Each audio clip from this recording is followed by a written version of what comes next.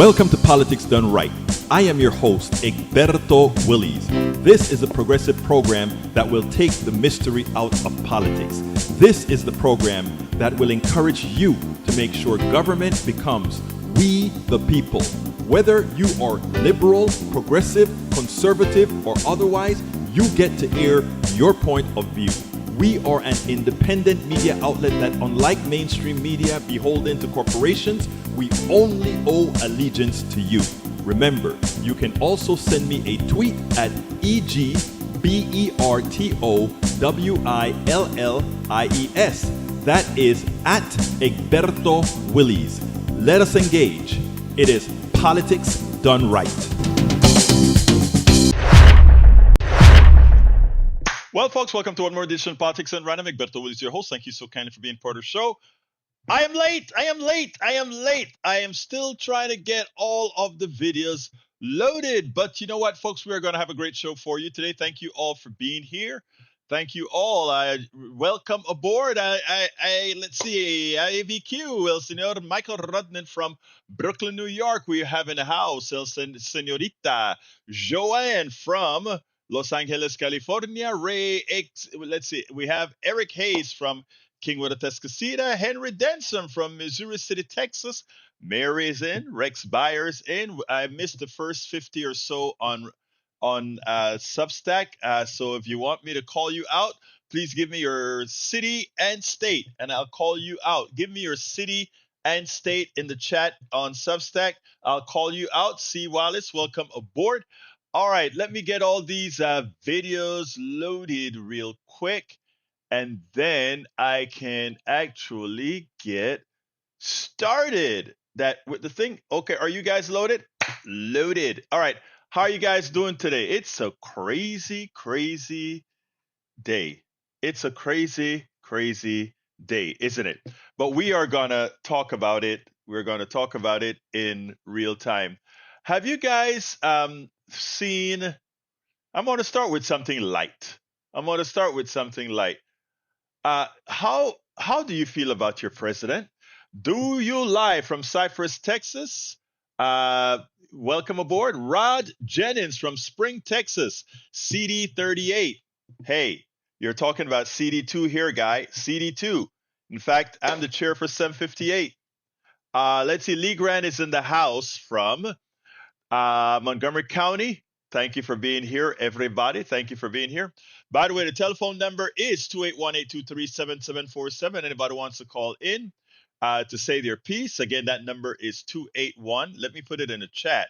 That is 281-823-7747. For the first timers, I have several numbers because in the morning when we are on air at KPFT 90.1 FM Houston every morning at 6, it has a different number than the afternoon. And the afternoon number is 281-823-7747. And I've placed it in both chats. 281-823-7747. All right. Got me a little shaving issue here. Let's see. Michael says, how do you feel about your president? I feel like Trump is going to get us all killed. We're living through the last few years where global warming is still in humanity's hands, and our president is a fossil capitalist climate denier. Seems to me like you're being pretty kind with the president, Mr. Rudnin. Welcome aboard, Linda Ferris. We have Lee the Bearcat from Austin, Texas. He says, did the chief from Austin Fire Department get no confidence? I don't know. I wasn't following Austin politics. Maybe you should tell me that. G. Lee Grant says Trump has been nominated for a Nobel Prize by. Let's talk a little bit about that. How much weight does it take? How much weight do you think it has if you are nominated for the Nobel Peace Prize by a war criminal, by a guy who kills innocent children on a daily basis? Today, he dropped another bomb in Palestine where he actually just blew several children apart. And by the way, that's who we are supporting. We are sending them bombs, right? And we are sending them bombs. And Netanyahu said, Well, we think that guy that is among all those children there walking to that hospital, that guy may be a terrorist. Okay, send the bombers in. We blow everything up. Whatever happened to the sanctity of life? Whatever happened to that? Whatever happened to that? So no, I don't think it makes any difference about it. They would have to be crazy to nominate him for the Nobel Peace Prize. All right, bringing my tour to New Orleans next week and off to New York for Broadway many weekends and the border Texas in August. Yet I'm too afraid to go abroad. I let me tell you something. Do you lie? I think every American should be afraid to go abroad as well. I'm not saying not to go abroad, but I'm saying we have so maligned who we are, who most of us are, I should say, that going abroad is not a safe thing in many places. Let's see. Welcome, Anthony Lefranco from Laguna Beach, California. ¿Cómo estás? All right, let's see what else. Michael says nominating Trump for a Nobel Peace Prize, who has bombed nations, killed thousands, and participated in an ongoing genocide. Yeah, that is in fact delusional. Anyway, Donald Trump. I mean, our president show. Oh, Tom Zarnik has a limerick, and if Tom Zarnik has a limerick, before I go any further, it is incumbent on me to read our poet laureate's limerick. Look, we're a family here at Politics Done Right, guys, and we have poets, we have writers, we have all kind of folks that do a lot of stuff that's part of what we call the PDR Posse. It is the family of what we do here. So we have been waiting from a limerick from Tom for quite a while now. He finally got one out. Okay, Tom. I haven't read it, so I'm doing this from scratch, guys. You know I always do it from scratch without pre-reading it. So excuse any mistakes. It goes like this. What I think about our president. I think is the title, right? What I think about our president. It's funny that I said that earlier and you came up with a limerick with that title. Here we go. Trump thinks as president he's the best and no one's greater, though he'd rather shred the Constitution and be a dictator. Instead of a dog or a cat for a pet, he'd prefer a snake or a gator to pass his big, bad, ugly bill that rips a hole in the safety net, gives massive tax cuts to the jet set, and explodes the national debt. He intimidated GOP reps on the Hill. Why negotiate when you can get the best results with a threat? Some say there's no way Trump's the greatest. Instead, they insist he's a racist, a rapist, and a sadist. To the stormtroopers of ICE, he's an inspiring hater, a loathsome leader with a heart of Darth Vader, a python and a predator. Who should be sent to prison as a convict? A long sentence given with the verdict. See you later, Dick Traitor. Hey, look, folks, whether you are in the chat or in Substack, let's give Tom Zarnik, our resident poet laureate, a big hand clap. I think there's a hand clap sign in those emojis as well. Tom, that was a great limerick. I think it was worth the wait, Tom. It was worth the wait. Again, folks, the telephone number is 281-823-7747. How smart is our president? How smart is our president? Look, back in Panama, I'm originally from Panama. We had to learn the capitals of every country in the world. We had to learn what languages they spoke. We had to learn where the countries were. We had to learn the history of the major powers, United States. Then it was also the USSR, the United Soviet Republics. And we had to learn about China. We had to learn all these things back in school, right?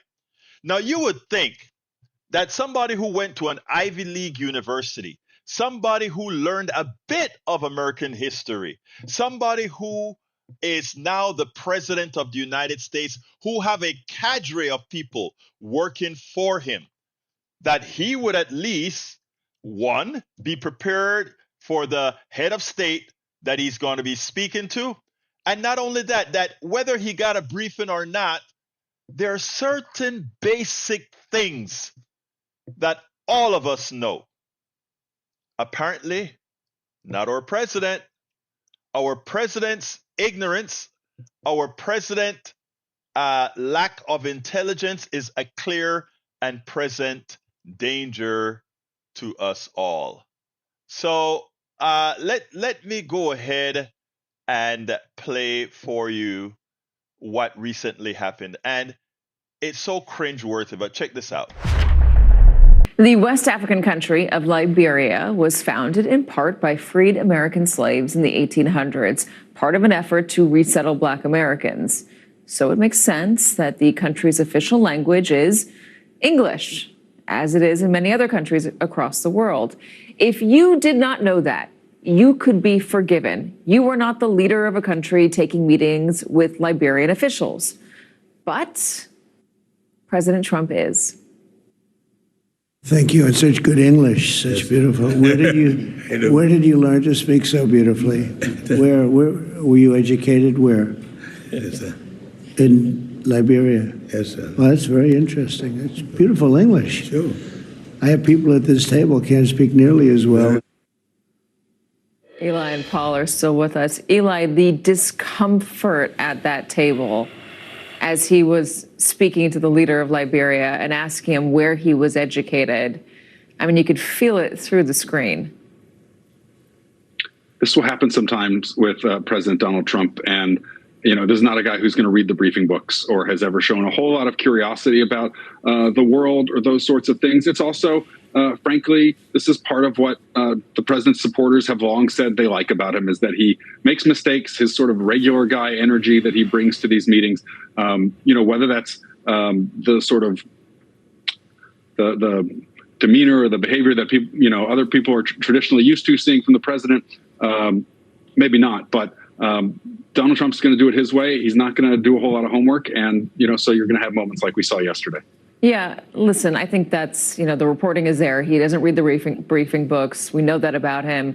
He probably didn't know that the official language was Liberian and made some assumptions as he was sitting at that table. But it just, I mean, Paul, it does reek of disrespect. He is such an embarrassment every day, but especially on the national stage when the world is watching. I mean, the capital of Liberia is Monrovia because it's named after the American President Monroe. I mean, the flag even looks like our flag. I mean, this is really basic stuff that most American representatives of our nation know, or at least have the respect to learn before they speak to a group of people. And I just think it really underscores how much he's hurting the overall standing and character and integrity of America. I mean, there's some folks who are laughing at us. There's some folks who've just lost respect for us. But it's such an embarrassment. And I don't think we can just gloss past it as a flub or it's just how he is. I mean, this reflects poorly on our entire nation, and we should never normalize it. And we should never normalize it. And but let's talk about normalizing it. Let me show you the mentality of MAGA with some of our brothers and sisters, well, not sisters, but brother in the house. Here is Eric Hayes' response. Biden has never, ever made an intellectual mistake like Trump just made there. That proves how dumb he is, right? And here's what Eric says. At least the orange guy knows where he is. This... There are some people that are immutable, and they are just as Donald Trump is a clear and present danger to the United States of America and to the world. The people who put him there, wait, let me back up.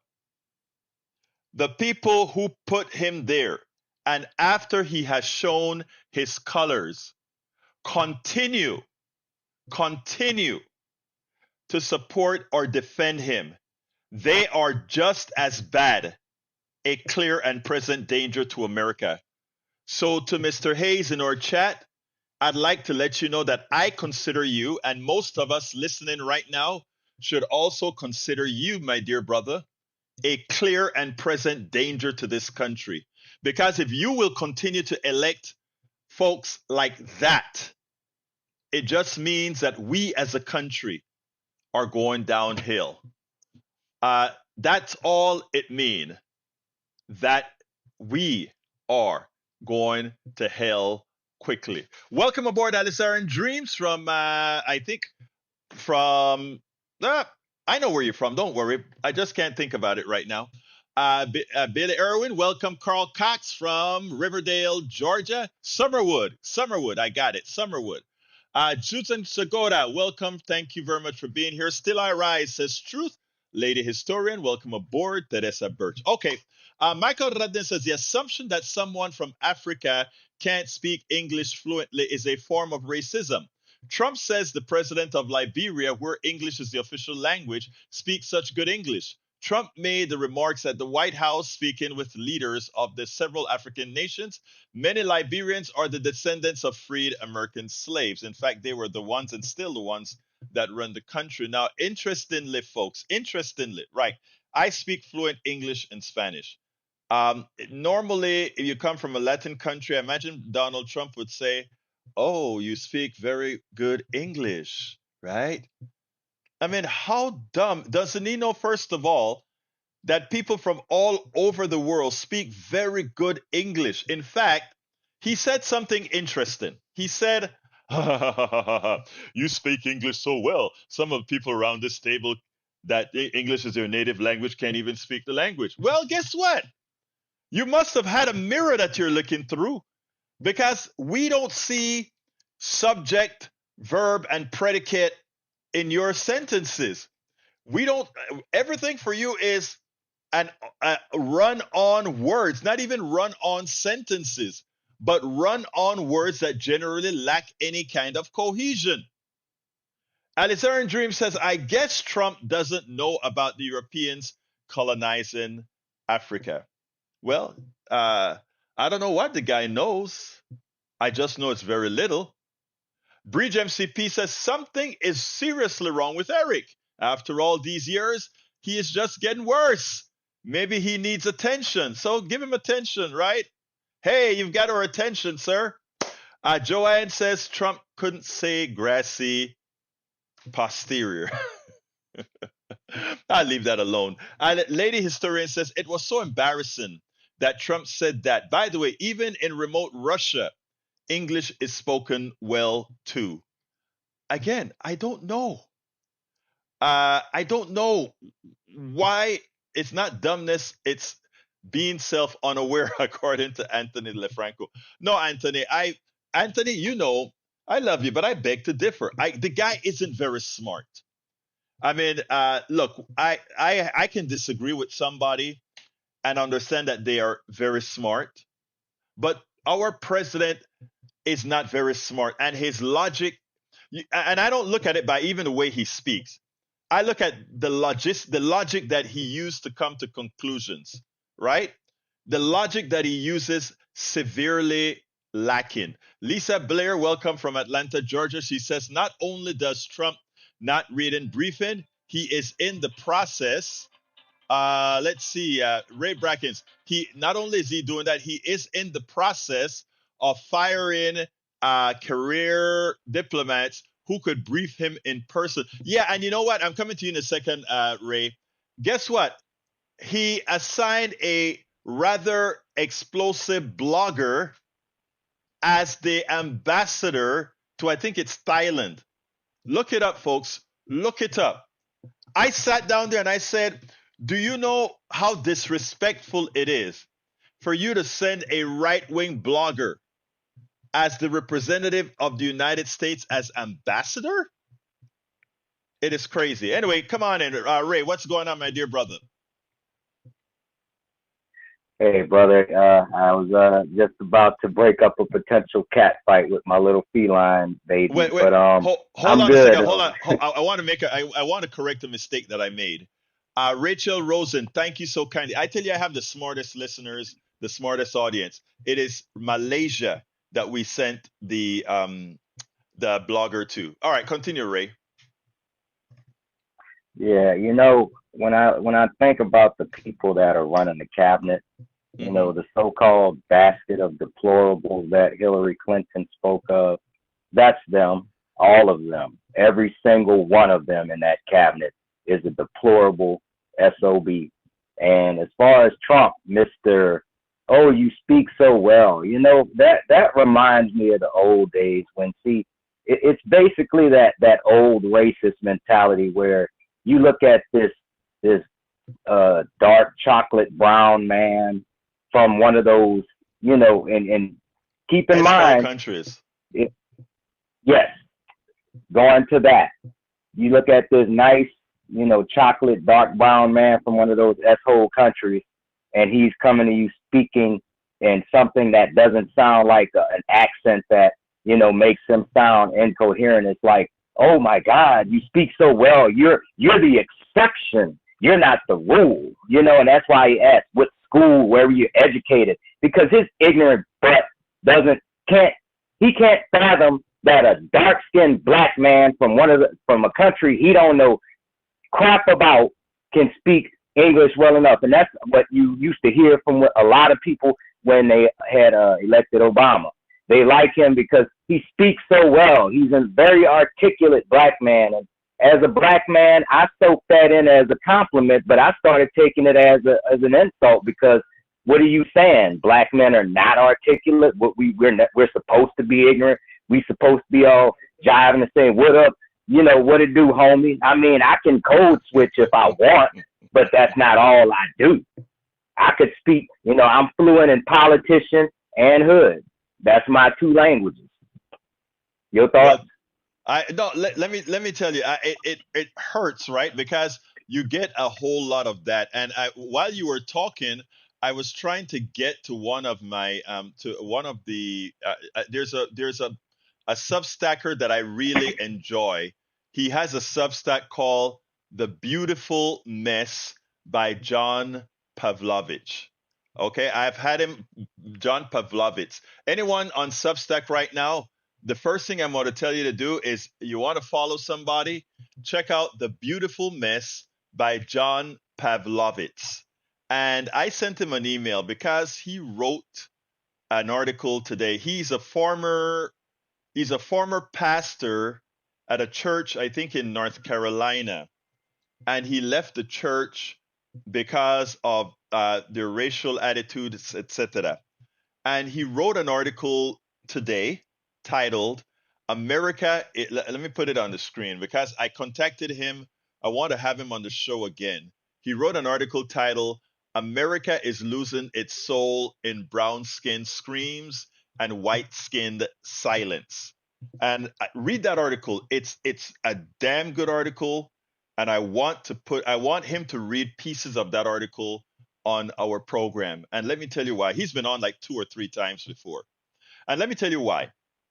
Because I want to put it into Wow. something that you've just said. Most people are good people. Most people are good people, but most people are scared. When Donald Trump make racist comments, you have a lot of friends, a lot of your white friends or etc. will sit back and they'll be taken aback, but they remain quiet. There, you have a whole bunch of friends that you go together, and somebody says something silly. Nobody exactly know what to say because, well, I don't want to break the mold, and that is what this article pretty much talks about. To our white brothers and sisters, you have to engage the game. You got to get into the game because Donald Trump thinks that you are with him.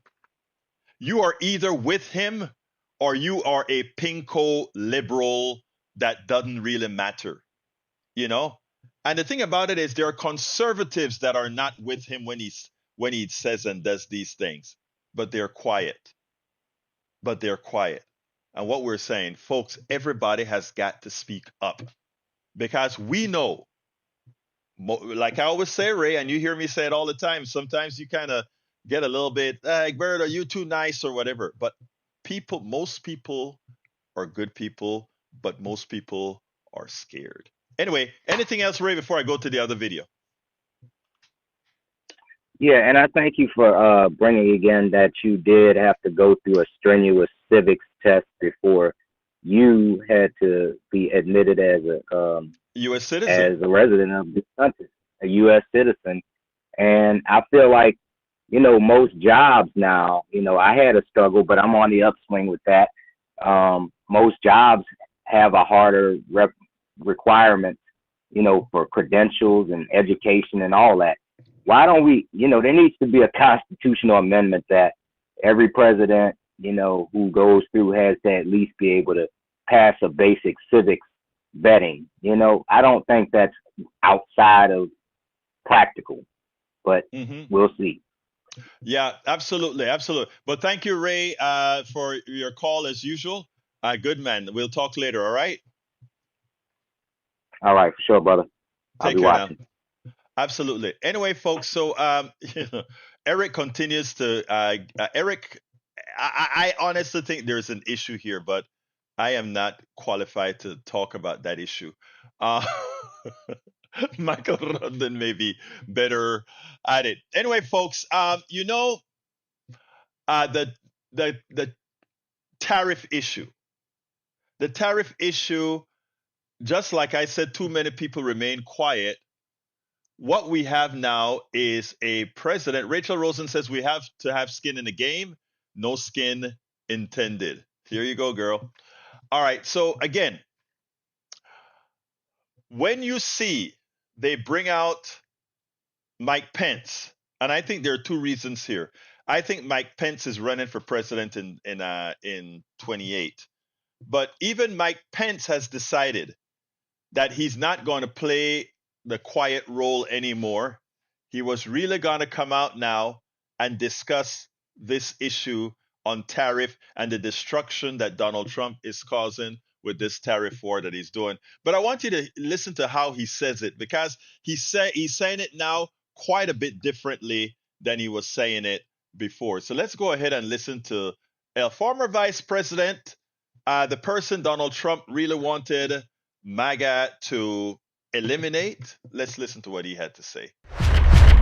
Donald Trump's new deadline for countries to make trade deals or face huge tariffs is now officially 3 weeks away from tomorrow. And tonight, he is threatening a new whopping 35% tariff on goods from Canada, one of America's top 3 trading partners, Canada, the Great White North. And for those who are keeping score at home, thus far, the administration has published just 23 letters and announced 0 new trade deals. Today, he told NBC's Kristen Welker that he plans to impose blanket tariffs of 15 or 20% on all remaining countries. And his former vice president, Mike Pence, yes, Mike Pence is back. He is giving Trump's plans a major reality check, and he is saying it on the record. Watch this.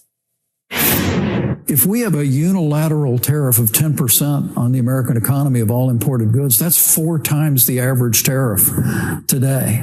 I saw Secretary Bessent speaking very glowingly about the projection is $300 billion in tariff revenue this year.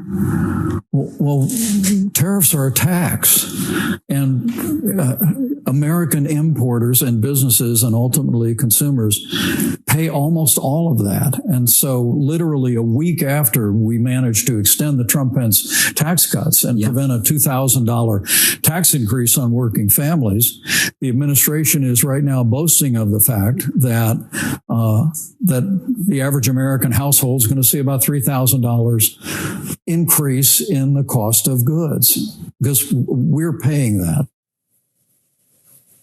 That is correct. And you know who knows that is correct?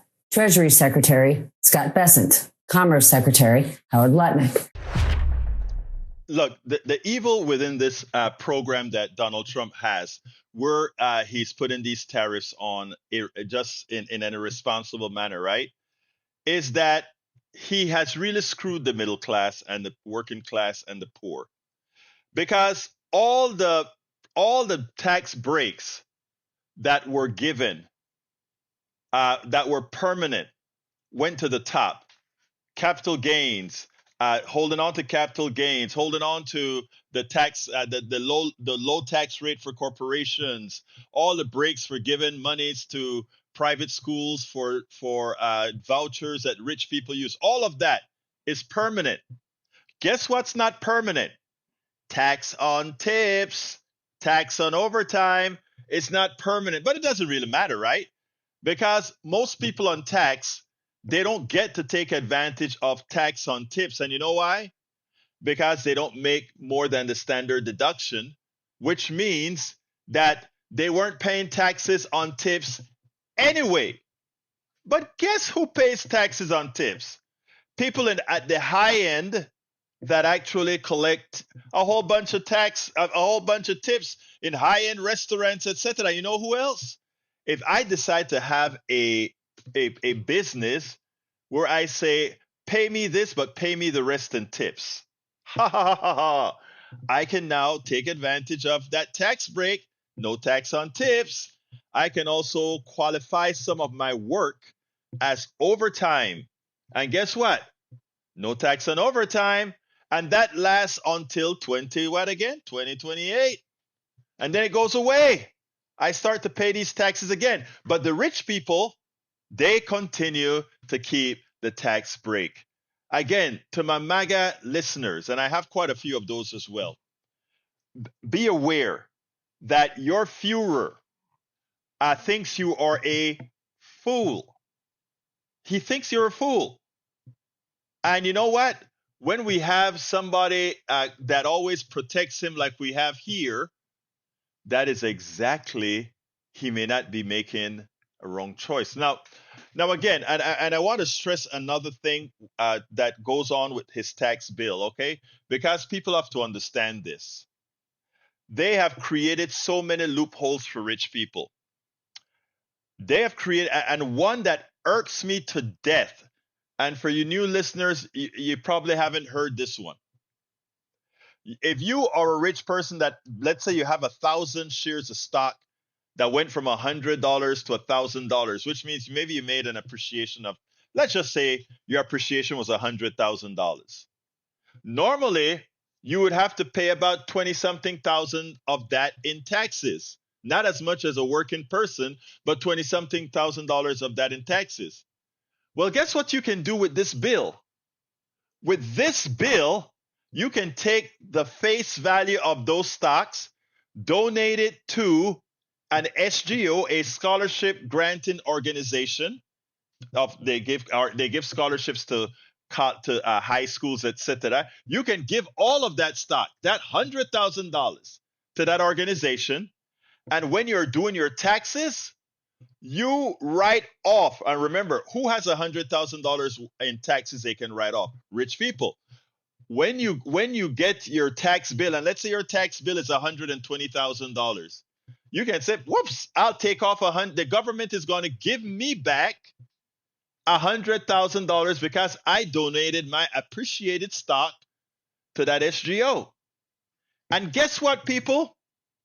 The government gives me back that money, and I can go buy that stock again if I want to, and it costs me zero. So it looks like I'm a good guy. I've donated $100,000 to an SGO. And then I get all that money back. And guess what the SGO does? The SGO then gives my daughter a scholarship to go to that school. So I don't only get back my money, but I send my daughter to school for free. Do you understand? Do you understand the cancer do you understand? I shouldn't even say cancer. Do you understand the evil that these guys have to do to take food out of the mouths of rich people? I mean, of poor people. To take food out of the mouth of children. To take health care away from poor and middle class people. To kick grandma out of the nursing home. And how does that happen again? Let me tell you another thing that they did.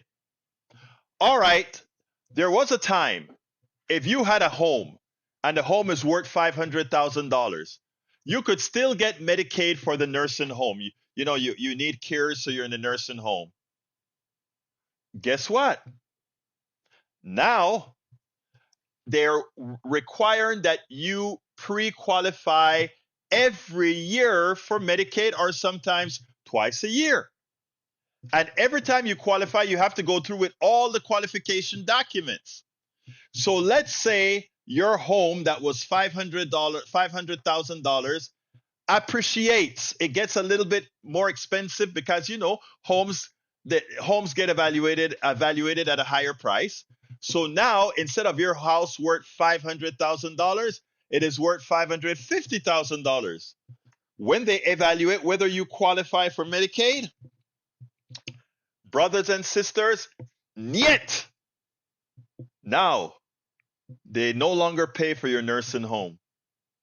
So that insurance that you bought, all of us pay for Medicare insurance, all of us pay social taxes.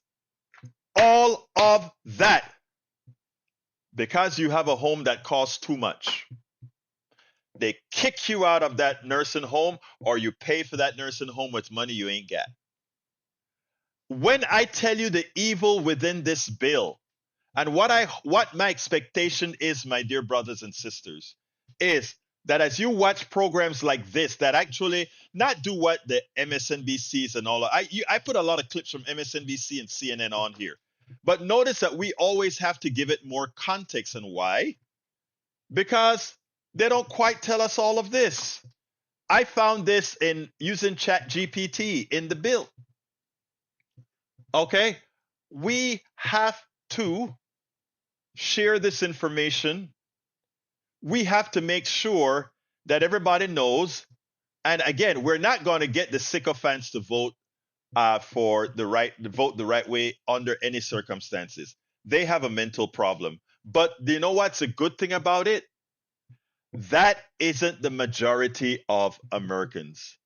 The majority of Americans, if they know, they'll vote their interests. And how do I know they'll vote their interests? I'll tell you a little story that many of you have heard, but the newcomers have never. I remember in 2008, I was telling folks all along, America wasn't ready to elect an Obama. Wasn't ready to elect an Obama. And I started out when I just started working in this for a candidate. I started working for Hillary Clinton as a, in the Texas area. But I don't remember what Bill did. But after Bill did it, I went ahead and jumped onto the Obama campaign. But I always jumped onto the Obama campaign thinking he didn't stand a chance in hell to win. And when he won the primary, I still didn't think he had a chance to win the election. I think it was after the primary. But let me tell you when I knew he was going to win. They were canvassing in Pennsylvania. I don't remember what town. And they went and they asked. I tell this story over and over again because it's such a prescient story. They went to this couple's home, white couple's home in Pennsylvania. And the canvasser from the Obama campaign said, "We're canvassing. Who are you voting for?" And the lady, I don't know why she thought she had to do it, but she turned to her husband, who was in the back, and said, "Honey, who are we voting for?" And the guy turned around and he said, "Let them know we are voting for the N guy." You know what? The N-word guy. The N-word guy. And that one sentence told me a lot. That one sentence told me that the family was likely a racist family. But it also told me that their financial well-being superseded their racism. So they decided, no, we got to, honey, we got to look out for ourselves right now. So this time around, we got to vote for him. Let me give the contrast between Kamala Harris and President Trump. People like to create all kind of excuses why Trump won, right? Hi, Sus. They like to create reasons why Trump won, and they like to say, "Oh, it's the economy," or they'll say that she wasn't speaking to them, etc. I'll be blunt. Kamala lost. Part of the reason was the same reason that Hillary kind of lost, because Hillary won the popular vote, but the same reason that Hillary couldn't win enough votes, that she's a woman. That's number one. But the second flaw was that she was black. And it's so hard for people to come out and say it because they take it as a self-reflection. It's not. But she lost the reason for that reason. And that's how you know the economy wasn't really bad. Because remember the first story that I told you. The people's economic situation was such that it had to supersede their prejudice. But when we had Kamala and Trump, people already knew who Trump was. People knew Trump was a misogynist. He was a philanderer. He was according to a judge, he was a rapist. They also knew that he was a thief. They also knew that he cheated. They also knew that he did all these bad things. They also knew that they knew all the bad things about Donald Trump. And they also knew the things about Kamala Harris. But let's take it one step further. When we remove a person from the policies, we did several experiments. Not we, the pollsters did. And they put Trump's policies in one hand and Kamala Harris's policies on the other. And Kamala Harris's policies won out Trump's policies not by a little bit, by a ton. When you just took the names off, and just put the policies they supported, Kamala's policies won by a landslide. Okay. Now we put it back together with her name on it, and guess what the poll said? Same poll. They were just about even. Once you attach her name and his name, the numbers came up even. What is the only distinguishing factor there? Think about it. What's the distinguishing factor there? Now, so if the economy was bad, as they tried to imply under Biden, Kamala would have probably won, because they would have known, well, we can't take a chance on this charlatan again. But because things were okay, they could take the risk and not vote their political interests, their financial interests. And, there are these dynamics out there that the mainstream media won't tell you, or they're scared to articulate, because they're scared to make my white brothers and sisters, they think it's offensive to them. And I don't think it is. I think truth is never offensive when done from a position of love, when done from a position of honesty. And that's why I want to get Brother John Pavlovitz in. The email that I sent him, I said, man, as a white guy, I need you to come and tell us what you wrote. I need you, because coming out of you takes a lot less effort or a lot less convincing than coming out of me. And that's just reality, right? I'm not a delusional person. I always tell, I remember, I tell you a little joke here, and then I'll go on to the next video. I remember once I had a company. I've had several companies. I had a company, it's a music company, where we were writing databases for band directors. So I can't remember what the name was, but we were going to a conference to, where you put up your booth and you display your product and that sort of thing. So my partner was a white guy, a band director. And when we went to the fair, I told him, you just be upfront.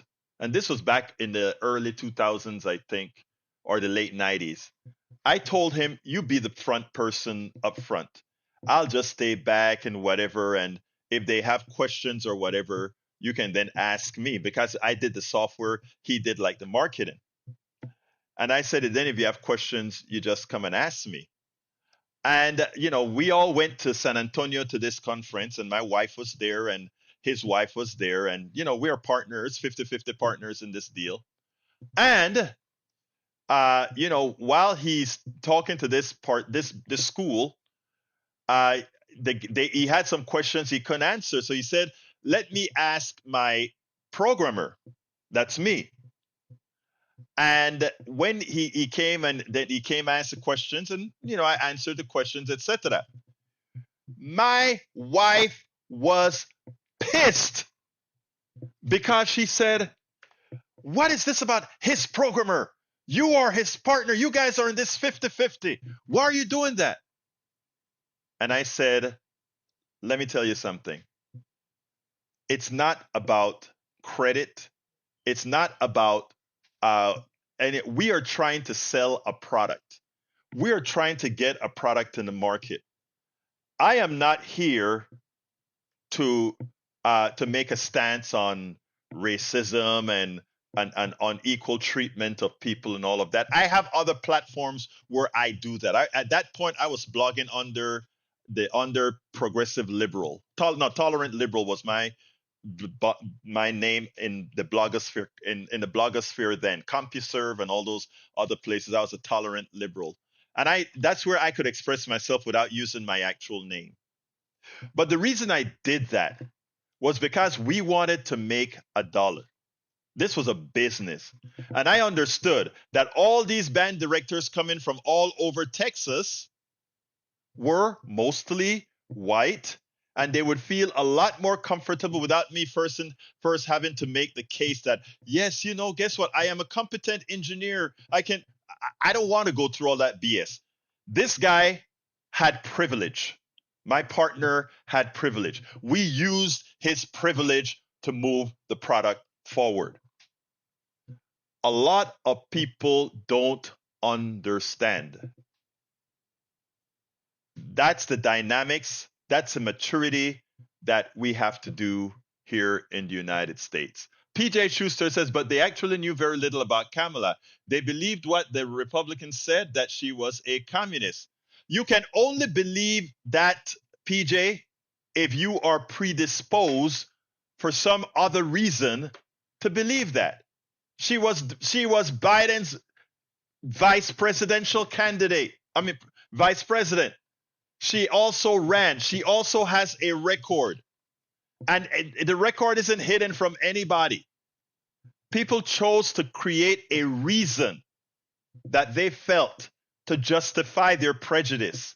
They created a reason to justify their prejudice. There are a lot of electricians in Rhode Island right now that are crying because Donald Trump's Doge has stopped paying for the solar panels that they're putting up in solar farms in Georgia. All of these electricians voted for Donald Trump.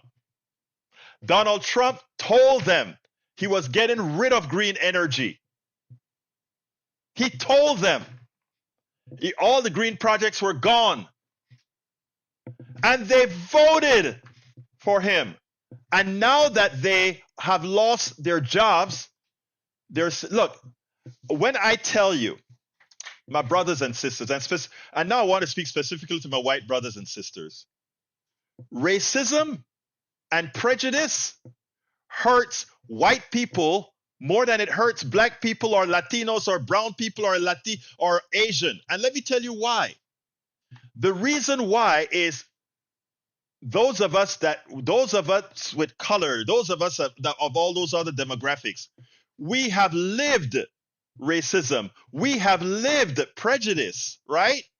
We know it. So when it happens again, it's not a shock.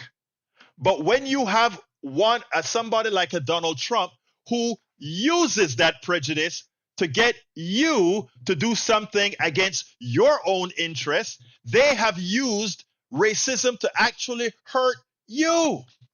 Think about it. I want all of you to think about it. All my MAGA brothers and sisters, and when I tell you I love everybody, I genuinely mean that, okay? That's why I do this. But when I tell you, when you take a look, I'm going to read your stuff in a minute. When I tell you, okay, this, MAGA has voted for their own demise. The people that most depend on Medicaid and those rural hospitals are Trump voters. When a rural hospital closes, it's a far distance for them to get to the city. Guess where most of the blue folk live? In the city. These hospitals aren't closing in the city. So the people that are going to have closed hospitals are MAGA. All right. Egberto, I want to say it again. Red hats have status grievance. They think their position in society has been diminished by minorities, feminism, wokeness, socialism, and whatever other boogie men their right-wing bubble comes up with. Red hats think Trump will hurt minorities and those who have been elevated by policies that promote a level playing field and they don't care how much it will hurt them if that feeling is satiated. But they'll feel it when they die. They'll feel it when their kids die. They'll feel it when mama dies. They'll feel it when my best auntie dies. And that's why I keep saying racism is bad for all of us. But racism, from a not from an economic standpoint, but also from an economic standpoint, but it hurts the lower classes and the middle class of white people much more than it hurt the people that think racism is doing us something. Wow. Look, I have 2 more videos that I'm not going to get since I went off onto this tangent. I'm going to give you, but I tell you what, I'm going to go process it tonight and put it up on the website along with this. I don't have enough time to play them, so I'll tell you what I'll do. If anybody wants to call in and comment, and I love to hear your commentary. I don't care who you are, whether you agree or disagree. Honestly, it's the engagement, it's a conversation that I love. It's a conversation that we should have. So give me a call at 281-823-7747. I got about 3 minutes that I can answer calls. 281-823-7747. I'm going to write it in the chat. 281-823-7747. Look, if you're new to the show, you understand that we have real talk here. We and not only that, but we have humane kind of talk in here.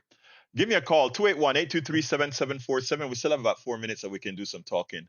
But going back to the subject, I don't remember how we got on this subject. It wasn't part of the show today, but we got there.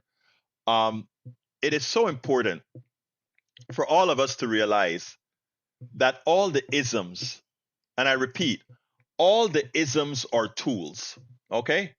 All the racism, the sexism, the homophobia, the xenophobia, all of those are tools of capitalism. Because the only reason an economic system can stay afloat that extracts from you, that abuses you, and you say, well, I am doing just fine. Really? Let me tell you, 60% of America is not doing just fine. Another 20% above the 60%, they're treading water, but they're doing just fine. And also, at 10%, they're great, and it's a lot of those people that are great. But the 0.1%, my God, the kind of money, you guys don't have a clue what that kind of money really looks like, and all of that is really not theirs. Nobody can earn the money that the wealthy has. You can only steal the money that you wealthy have, albeit legally. But we have an economic system that makes it possible that if you're invited into this game to play this game, you can make all that money. Heather Oliveira says DJT created a reason to justify his prejudice. So as a nation, we're flogging ourselves, but glad to hear my MAGA has voted for their own demise. Yeah, they have. They have, and they will feel it. Well, here's the thing, though, folks. Those of us that are progressives, we can't hold grudges. So we keep trying to win. We keep trying to win, and when we win, we correct the problem. When Bush two attempted to privatize Social Security, when he attempted to do all these things, progressives came. Well, Obama came into power, and we turned a whole lot of that around, and we reinstituted necessary social programs, including the Obamacare, the Affordable Care Act. After the crap that Donald Trump did, we got Biden, and Biden became. And again, I'm not a Biden, like a super Biden supporter, but I can't argue this guy since Roosevelt. This guy has been the most progressive president, bar none, based on the policies that he passed. Look at all the green energy stuff that's been up. We need more, but he was. And now Donald Trump is cutting all of that. And all the jobs that came along with that, gone. Anyway, folks, I got to get out of here. So let me do what I do at the end of my programs, and that is ask you to please support the program however you can. And the way to do that is to become a paid subscriber of our newsletter. Our newsletter subsidizes all of our platforms, whether it be our TikTok, Instagram, Telegram, Twitch, YouTube Live, Facebook Live, our KPFT programming. It subsidizes it all. So right now we are short about, I don't know, 500, and I think we're short about 555 people now that we need for paid subscribers. So if you have the wherewithal to do so, I know you would say we'll get you a coffee. Please consider going to politicsdoneright.com, politicsdoneright.com/newsletter, politicsdoneright.com/newsletter, and please become a paid subscriber of our program. We do a lot. All paid subscribers get a few perks. Those perks include our all my books. I've written 5 books. All those books are online. All those books are online for you to read, if for our paid subscribers to read. You also get the personal show that we do for paid subscribers on the weekend. And we also have other perks that we give. I can't remember them all. But support and help me get some help to continue doing this work. We are making a difference. We are honest in what we do. We make sure to tell it like it is. And we make sure to do it respectfully and civilly to all. That's why, if you notice, we have MAGA that populates our chat as well. And they know I love them anyway. I'm trying to work with them, So the way that we're going to make a change is not just listening to the choir or talking to the choir. A lot of folks wonder, why don't I just throw all these guys out of here? No, I still love you guys. I'm going to keep trying to work with you. But we can't have 50+1 as a winning message. We have to have a mass movement to get this stuff done. So I do need to get some of our MAGA folks in the field. And I am getting some of the MAGA folks in the field. I have personal letters I could show you that says, my God, you made a difference. You changed me. And I've changed my family. So I'm telling you, your words as well.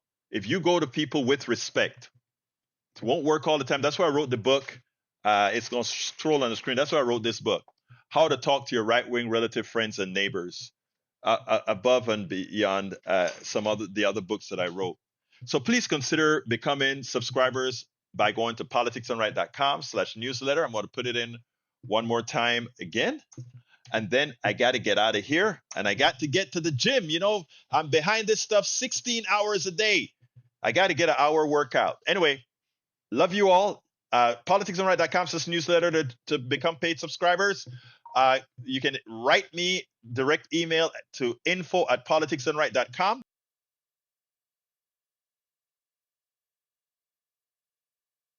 My mic just left. Write me at info@politicsdoneright.com.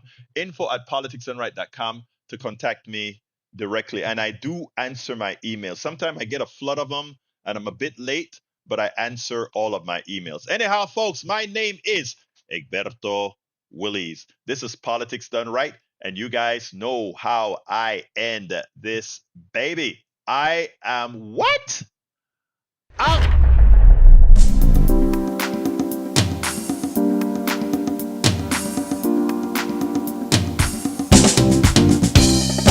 Welcome to Politics Done Right. I am your host, Egberto Willies. This is a progressive program that will take the mystery out of politics. This is the program that will encourage you to make sure government becomes we the people. Whether you are liberal, progressive, conservative, or otherwise, you get to air your point of view. We are an independent media outlet that, unlike mainstream media beholden to corporations, we only owe allegiance to you. Remember, you can also send me a tweet at EGBERTOWILLIES. That is at Egberto Willies. Let us engage. It is Politics Done Right.